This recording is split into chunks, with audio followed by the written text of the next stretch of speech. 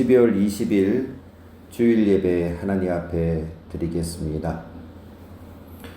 오늘 주시는 하나님 말씀은 말라기 4장 4절에서 6절입니다. 하나님 말씀 제가 봉독하겠습니다. 너희는 내가 호렙에서 온 이스라엘을 위하여 내 종 모세에게 명령한 법, 곧 율례와 법도를 기억하라.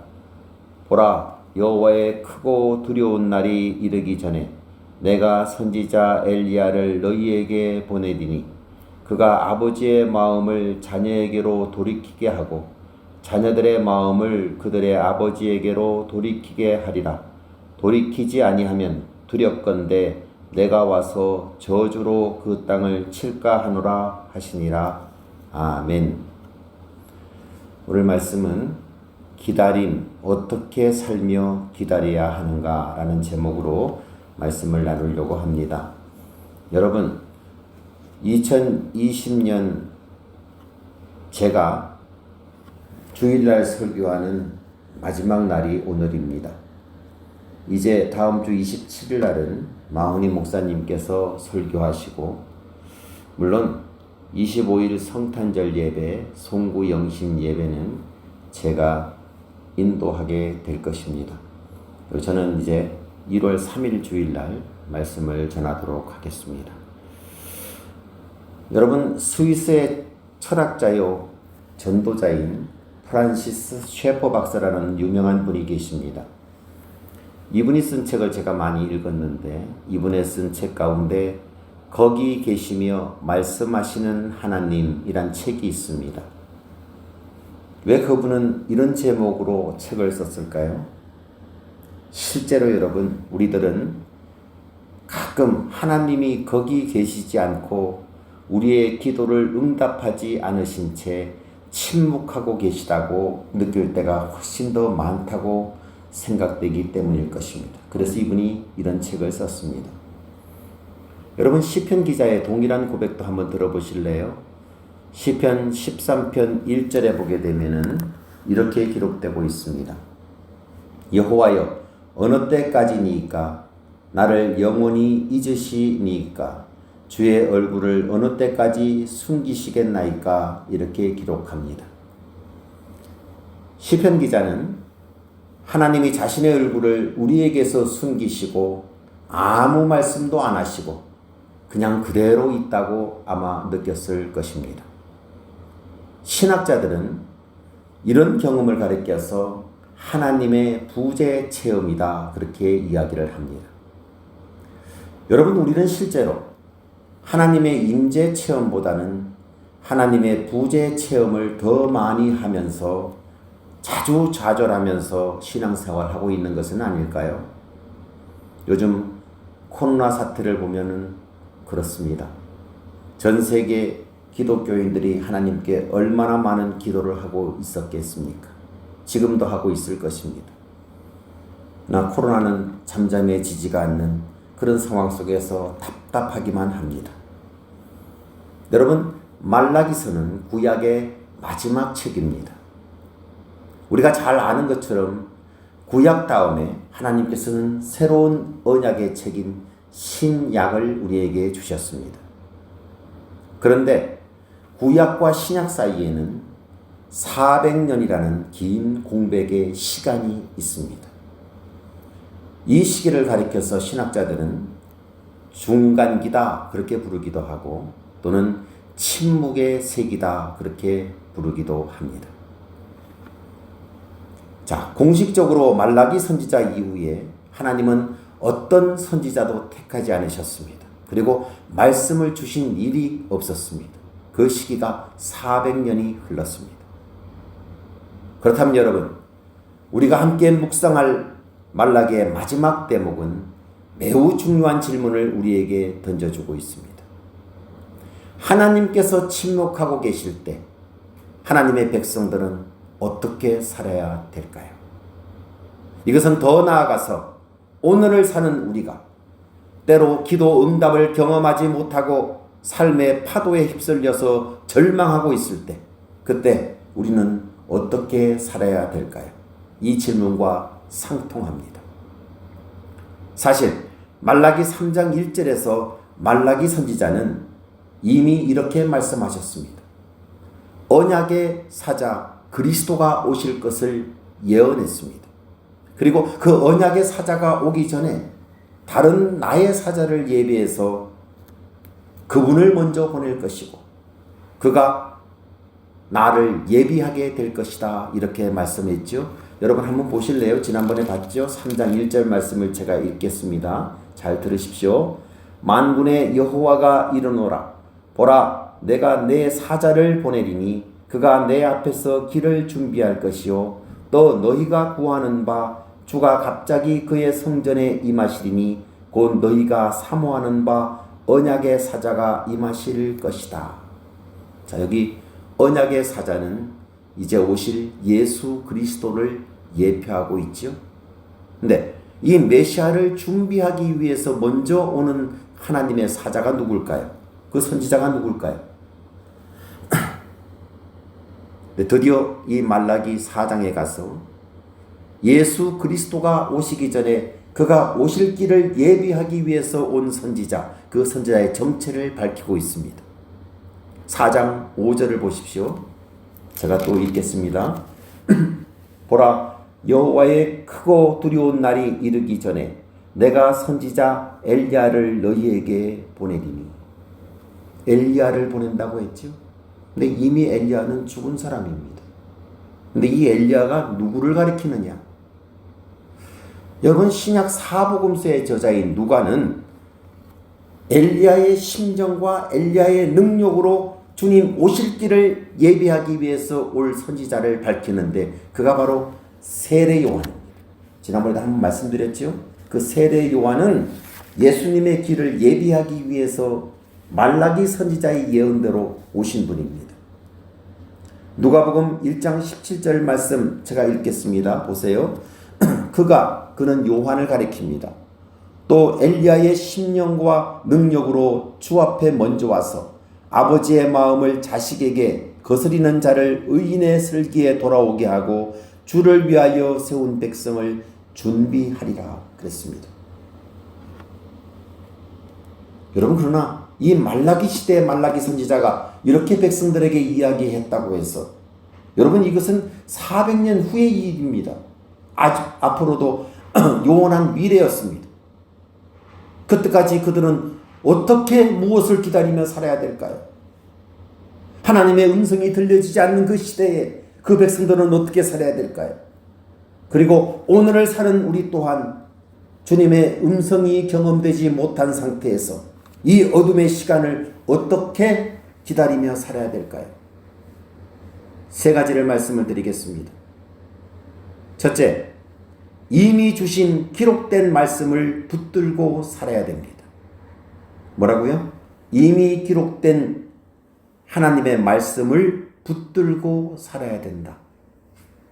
여러분, 우리가 경험할 수 있는 가장 드라마틱한 하나님의 음성, 그것은 직접 생생하게 나에게 말씀해 주시는 그 음성을 들을 때일 것입니다. 초자연적인 기적의 음성입니다. 어느 날 갑자기 공중에서 저에게 유목사야 이렇게 하나님께서 부르신다면 제가 얼마나 놀라겠습니까? 내 아들아, 내 딸아 이렇게 만약에 부른다면 말입니다. 종종 그런 초자연적인 기적의 방편으로 하나님의 음성을 들었다, 나는 듣는다 이렇게 간증하는 사람들이 많이 있습니다. 저는 별로 믿지는 않지만은 그렇다고 해서 완전히 부정하는 것은 아닙니다. 그런 사람이 너무 많다는 데 문제가 있습니다. 여러분, 영성 세미나를 할 때 가장 많은 사람들이 몰리는 세미나 제목이 뭐냐 하면은 하나님의 음성을 듣는 방법. 이것만 붙여놓으면은 많은 사람들이 모입니다. 근데 여러분, 그런 음성이 없다 할지라도 만약에 그런 음성이 없다면은 우리가 하나님의 말씀을, 하나님의 음성을 듣는 길이 도대체 없을까요? 앞으로 약 400년간 하나님의 선지자를 택하여 하나님의 음성을 들려주지 못하고 소위 침묵의 세계를 경험하게 될 하나님의 백성들, 말라기 시대의 백성들은 그럼에도 불구하고 하나님의 음성을 들을 수 있는 길을 하나님께서는 제시해 주고 있습니다. 여러분, 그것이 오늘 본문 4절입니다. 한번 보세요. 다시 읽을게요. 너희는 내가 호렙에서 온 이스라엘 백성 이스라엘을 위하여 내 종 모세에게 명령한 법 곧 율례와 법도를 기억하라. 호렙이라고 나오죠. 이 호렙산은 신의 산과 동일합니다. 거기에서 모세가 무엇을 받았습니까? 율법을 받았고 십계명을 받았습니다. 그것을 기억하면서 살아라 이 말이에요. 다른 말로 하면은 하나님 말씀 곧 성경을 기억하며 살라는 것입니다. 다시 말해서 기록된 하나님의 말씀을 하나님의 음성으로 받고 살라는 것입니다. 사실 이런 하나님 말씀보다 공중에서 내 귀에 들려오는 초자연적인 음성, 하나님의 음성이 더 드라마틱하게 느껴질 것입니다.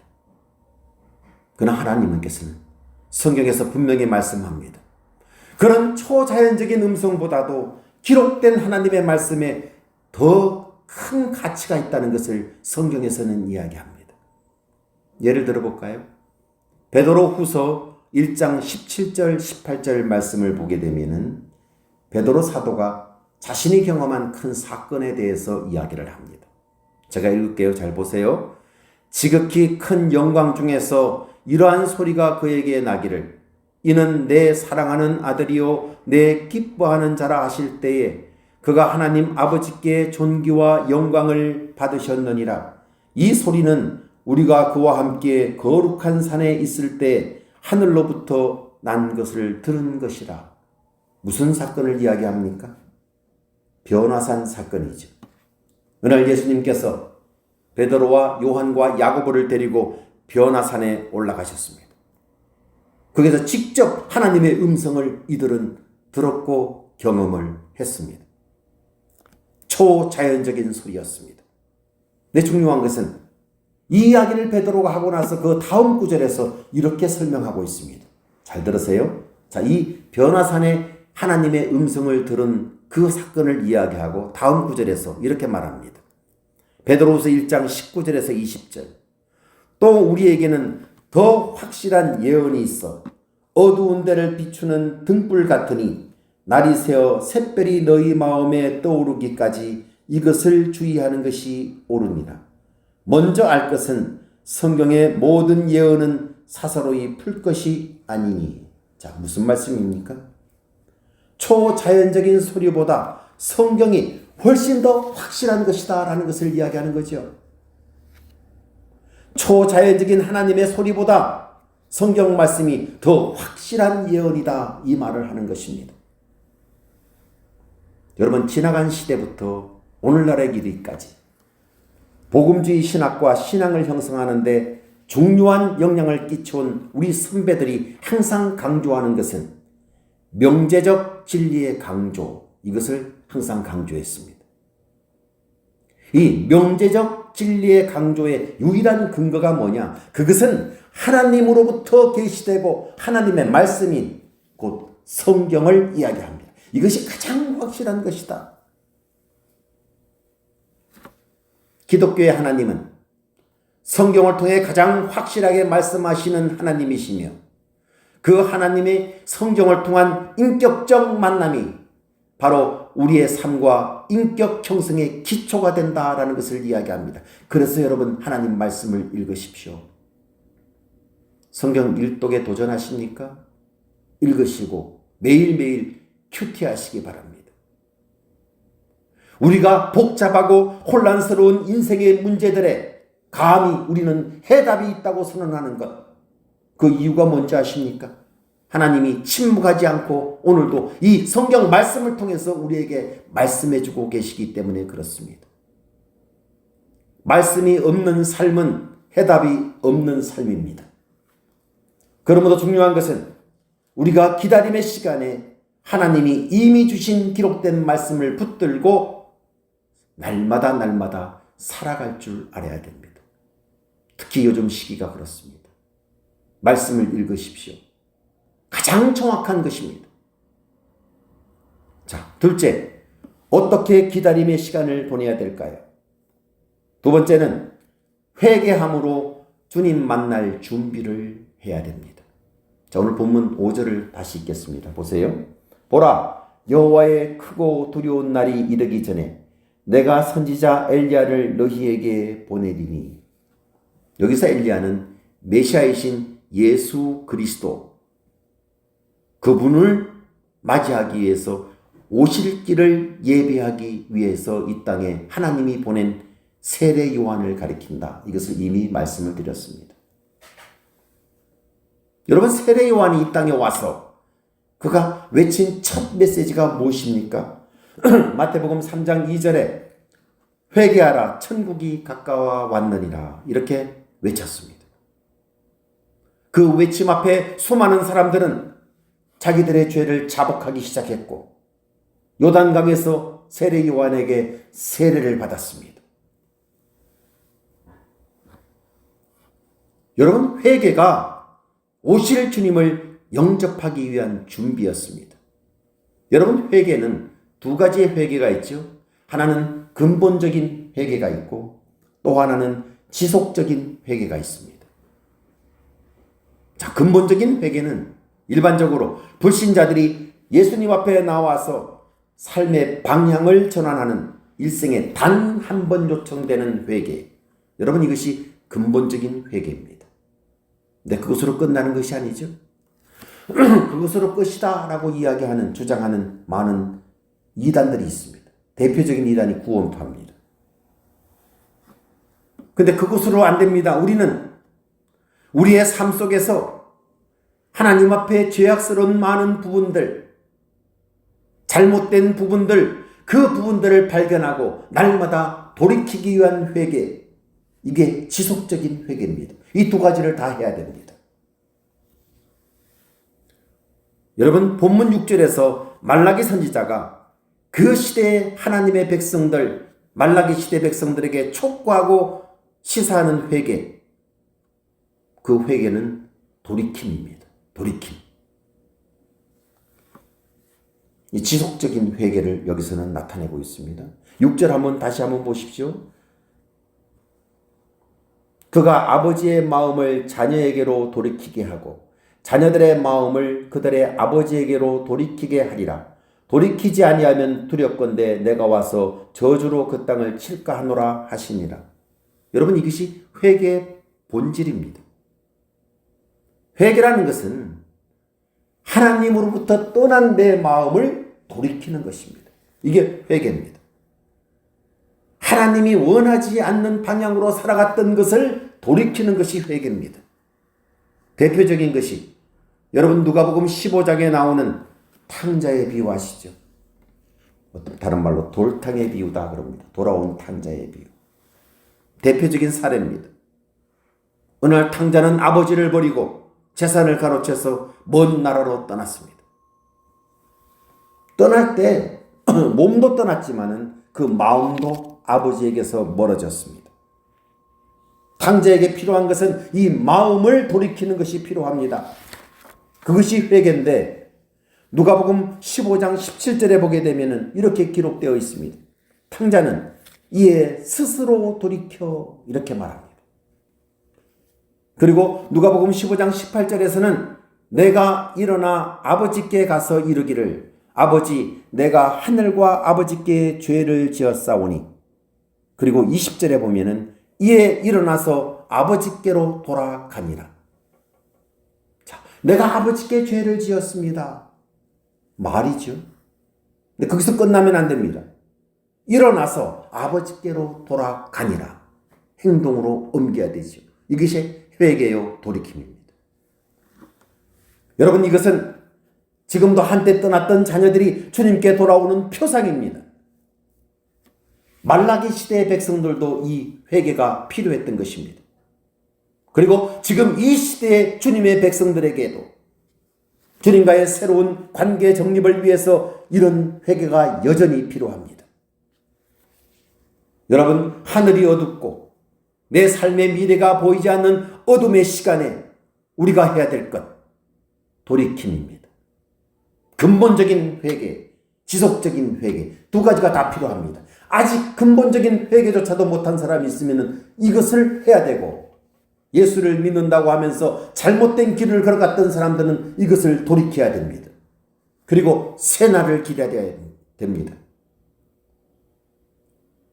이제 1월 3일 날 주일날이 새해 첫날이죠. 중요한 것은 이 회개함으로 하나님께서 하나님께 바른 관계를 정립하는 그 모습, 이것이 필요하지 않겠습니까? 새날을 준비하십시오. 자, 셋째, 어떻게 기다림의 시간을 보내야 될까요? 셋째는 저주가 아닌 축복의 내일로 만들어 가야 됩니다. 말라기서의 마지막 절, 4장 마지막 절이, 여러분 그 6절 말씀이 경고로 끝나고 있다는데 주목하십시오. 뭐라고 얘기합니까? 돌이키지 아니하면 두렵건대 내가 와서 저주로 그 땅을 칠까 하노라 하시니라. 엘리야의 심정으로 회개를 촉구하는 선지자의 메시지에 너희들이 회개로 응답하지 않는다면 결과는 저주일 수밖에 없다, 이렇게 말합니다. 근데 여러분, 저주는 하나님께서 원하시는 바가 아닙니다. 제가 누누이 강조했던 예레미야 애가 3장 33절 말씀 기억하시죠? 이렇게 말씀하십니다. 주께서 인생으로 고생하게 하시며 근심하게 하심은 본심이 아니로다. 이건 본심이 아니라는 것입니다. 하나님의 백성들이 아파하고 고난길에 걸어가는 것, 이건 하나님의 본심이 아니라는 것입니다. 어쩔 수 없이 그들을 돌이키기 위한 하나님의 고육직책입니다. 하나님의 본심은 뭡니까? 하나님의 본심은 회개해서 아름다운 복을 누리는 것, 이것이 하나님의 본심입니다. 여러분, 이미 말라기 선지자는 말라기 3장 7절에서 우리가 어떻게 하여야 돌아가리까 이렇게 질문하는 그 당시의 백성들에게 하나님의 대답을 들려줬습니다. 그 대답이 뭡니까? 3장 7절에서 그들이 질문하는 그 질문에 대한 대답은 너희가 회개하고 돌이켜 온전한 제사를 드리고 온전한 예물을 드리는 것, 이것이 돌이키는 것이다 라고 이야기합니다. 이 시대의 말로 고치면은 온전한 예배, 온전한 헌신을 드리는 것이다 라고 이야기합니다. 그때의 약속이 말라기 3장 12절에 하나님의 약속이 주어집니다. 보십시오. 너희 땅이 아름다워짐으로 모든 이방인들이 너희를 복되다 하리라. 만군의 여호와의 말입니다. 우리에게 말라기 선지자는 선택을 요구합니다. 이 말라기서의 대미를 장식하면서 축복과 저주 사이의 선택을 우리에게 요구합니다. 그 선택이 뭡니까? 회개하고 축복의 내일을 살겠는가? 아니면 저주의 내일을 향해 걸어가겠는가? 둘 중에 하나를 선택해라 라고 이야기하죠. 여러분, 우리가 성지순례를 가게 되면은, 저도 안 가봤지만 갔다 온 사람들의 이야기는 많이 들었습니다. 가면은 세겜이라는 곳을 간다고 합니다. 이 세겜이라는 곳은 사마리아 땅이죠. 당시에 사마리아 땅에 세겜이라는 도시가 있는데, 이 세겜은 수가성 여인 아시죠? 수가성의 옛 이름입니다. 여기를 방문한다고 합니다. 이 세겜이라는 것의 뜻은 목덜미라는 뜻이 있습니다. 자, 목덜미가 있고요. 양쪽 옆에 어깨가 이렇게 올라가 있죠. 똑같은 모습으로 되어 있습니다. 세겜이라는 도시 위에 왼쪽 오른쪽에 두 개의 큰 산이 솟아 있습니다. 그 가운 계곡에 세겜이라는 도시가 있습니다. 하나의 산은 그리심 산이고 또 하나의 산은 에발산입니다. 이 두 개의 산에는 별명이 있습니다. 그리심 산은 축복의 산이라는 별명이 있고 에발산은 저주의 산이라는 별명이 있습니다. 여러분, 일찍이 모세는 이 두 산을 향해서 신명기 11장 29절에서 이렇게 예언을 했습니다. 제가 읽을게요. 내 하나님 여호와께서 내가 가서 차지할 땅으로 너를 인도하여 들이실 때 너는 그리심 산에서 축복을 선포하고 에발산에서 저주를 선포하라. 자, 이때부터 그리심 산은 축복의 산, 에발산은 저주의 산 대명사가 되었습니다. 실제로 여러분 사진을 보게 되면은 그리심 산은 나무가 울창합니다. 우거져 있습니다. 근데 에발산은 황폐한 벌거숭이 땅입니다. 바로 옆에 있는데 그렇습니다. 지형적인 차이도 있겠지만은 그것만은 아닙니다. 그 차이가 무엇이 그 차이를 만들었을까요? 이것은 단순히 지형적인 원인이 아니라 그리심 산에서는 예배가 있었기 때문에 그렇습니다. 예수님도 사마리아 여인에게 이 산에서 그리심 산에서 너희는 영과 진리로 예배를 드리라 라고 가르치셨습니다. 이 두 산의 본질적인 차이는 예배의 차이입니다. 여러분 한반도를 하늘에 올라가서 공중 촬영을 하게 되면은 북한과 남한이 아주 확연하게 드러나는 것이 있다고 합니다. 남한 땅은 숲이 꽉 우거져 있는데 북한산은 벌거숭이입니다. 무엇이 이런 차이를 만들었을까요? 단순한 지형의 문제일까요? 아닙니다. 1953년 이후로 북한에서는 예배가 없어졌습니다. 예배가 사라졌습니다. 찬양이 사라지고 기도가 사라진 결과가 그렇습니다. 북녘 땅의 회복은 단순히 남북 대화나 평화 통일만을 가지고 돼서는 안 됩니다. 진정한 회복은 그 땅에 예배가 살아나야 됩니다. 찬양과 기도가 그 땅에 넘쳐나야 됩니다. 그때 온전한 축복이 임하게 됩니다. 여러분 우리들의 삶도 마찬가지입니다. 내 삶 속에 예배가 회복되면은 우리 가정에 예배가 회복되면은 우리 가정이 살아날 것입니다. 여러분 예배가 회복되면은 우리 사업장이 살아날 것이요. 예배가 회복되면은 우리 교회, 우리 민족이 살아날 것입니다. 이런 복이 임하기를 여러분 기도하십시오. 우리 모두 저주가 아닌 축복의 새날을 맞게 되기를 축복합니다. 금년 한 해 나의 삶 속에 예배가 없이 살았다. 진정한 내 삶 속에 기도가 없었다. 찬양이 없었다. 그렇다면 예배를 회복하십시오. 여러분과 여러분 가정에 하나님의 축복이 돌아올 것입니다.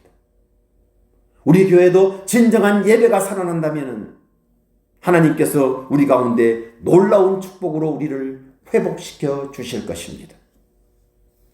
진지한 예배의 사모함, 예배의 회복이 이루어진다면 우리에게는 놀라운 새날, 새해가 열릴 것을 저는 확신합니다. 그 축복 속에 새해를 맞이하는 저와 여러분이 되시기를 간절히 주의 이름으로 축원드립니다. 기도하겠습니다.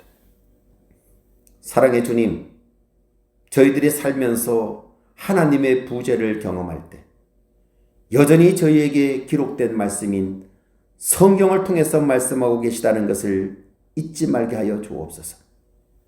아직도 하나님을 만나지 못한 성도들 있다면 회개함으로 주님을 영접하게 하시고 우리들의 내일을 저주가 아닌 축복으로 만들어가게 하옵소서. 우리 가정의 예배가 회복되게 하시고 온전한 헌신을 주님께 드려서 나와 우리 가정, 교회가 축복의 통로가 되게 하여 주옵소서. 예수님의 이름으로 기도드리옵나이다. 아멘.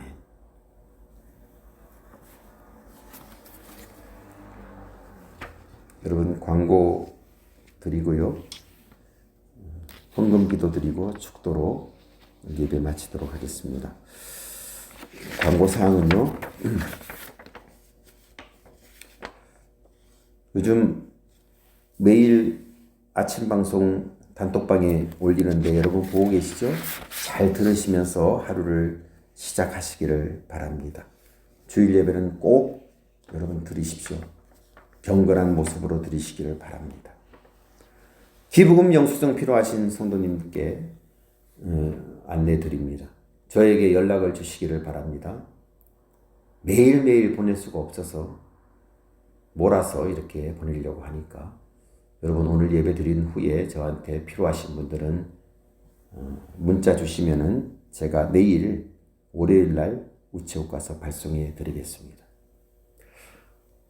25일 성탄절 예배, 송구영신 예배를 어떻게 드릴까 참 많은 고민을 하고 상의도 했습니다. 지금 1000명 왔다 갔다 하는 이 확진자가 생겨나는 이 시점에 이것을 해야 되는 것인가 말아야 될 것인가. 20명 이내로 예배를 드려야 되는데 드리게 된다면 1부, 2부, 3부 나눠서 드려야 될까. 여러 가지 고민을 하다가 일단은 성탄절 예배는 동영상으로 예배를 드리려고 일단 잠정적으로 결정을 했습니다. 다시 바뀌게 되면은 여러분에게 단체 카톡에 연락을 드리겠습니다. 아무튼 성탄절 예배 좀 쓸쓸하고 안타깝지만 여러분 가정에서 예배를 잘 드리시고요. 주님의 탄생을 가족끼리라도 찬양해 주시고 그날 예배를 잘 드리신 성도님들께는 교회에서 준비한 성탄절 선물이 각자에게 배달될 것입니다. 기대하십시오. 바로 예배 끝난 후에 배달할 것입니다. 지금 우리가 동영상 예배를 드리기 때문에 이제 월간지를 다시 만들고 있습니다. 1월 월간지가 1월 초에 여러분 가정으로 배달될 것입니다. 잘 보시면서요. 교회 소식도 여러분이 좀 아시기를 바랍니다. 지난주 생일자 임근욱 집사님 12월 15일 날 생일이셨습니다. 헌금 기도하면서 같이 기도합니다. 다 같이 기도합니다. 헌금은 여러분 온라인으로 교회로 보내주시기를 바랍니다. 주님, 오늘도 각 가정에서 이렇게 동영상으로 예배 드리고 있는 우리 성도들의 가정, 주님의 한없는 축복 주시기를 원합니다. 코로나로 인해서 견디기 어려운 시기, 한파까지 겹쳐서 참으로 심히 어렵습니다. 우리 성도들 잘 이겨내게 하시고 주님께서도 우리 성도들의 삶의 영역을 지켜주시옵소서. 가정 경제가 너무 어려운 때이지만 우리 성도들 이 시간 예물 드립니다. 주님 기뻐 받아주시고 이웃을 돕는 곳에 주의 사랑을 전하는 곳에 사용되게 하여 주시고 드리는 성도들 가정마다 직장마다 사업장마다 주님의 은혜가 넘치게 하여 주옵소서. 주여, 몸이 아파서 1월에 또다시 수술을 하게 된 우리 김승진 형제 꼭 기억하여 주시고 아픔을 견디게 하시고 속히 완쾌시켜 주시기를 원합니다. 성도들 가정에 어린 자녀들 눈동자와 같이 지켜주시고 교회 어르신들 강건케 하시고 11개월 동안 귀국하지 못하고 있는 장로님과 그 사업체를 주님이 간섭하사 형통하게 하여 주옵소서. 주님, 우리 성도들 이제 며칠 남지 않은 올 한 해 잘 마무리하게 하시고 희망찬 새해를 맞이하게 하여 주옵소서. 주의 사랑하는 딸 임근욱 집사님, 하나님 이 땅에 태어나게 하시고 복음을 듣게 하사 하나님의 자녀로 하나님의 딸로 삼아주신 것을 감사를 드립니다. 많은 일을 사회적으로 교회적으로도 감당하고 있사오니 능력 주시고 힘을 주사 어디에서 무엇을 하든 빛과 소금의 역할을 감당하는 우리 집사님 되게 하시며 그 가정에 복음의 하늘의 미랄이 되게 하여 주옵소서. 하는 모든 일들마다 형통한 길로 인도해 주시고 주님 때문에 날마다 감사하고 기뻐하는 하나님의 존귀한 딸이 되게 하여 주시옵소서. 한 주간도 주님의 은혜 아래 우리 성도들 거하게 하여 주시기를 간절히 소원합니다. 예수님의 이름으로 축복하며 기도드리옵나이다. 아멘. 이제는 우리 주 예수 그리스도의 은혜와 하나님 아버지의 무한하신 사랑하심과 성령님의 위로하심과 교통하심의 역사가 주님께서 직접 말씀하지 않는 어두운 시대에 우리가 걸어간다 할지라도 좌절하지 않게 하시고 기록된 하나님의 말씀을 붙들고 말씀 속에서 하나님의 음성을 듣기를 간절히 소원하는 우리 사랑하는 교회 모든 성도들 머리 위에, 우리 성도들이 운영하는 사업체와 다니는 직장 위에, 멀리 중국에 있는 우리 장로님과 박근본 집사 가족 위에, 출타 중인 자녀들 위에 이제부터 영원토록 함께 하시기를 우리 주 예수 그리스도의 이름으로 축원하며 기도하옵나이다. 아멘.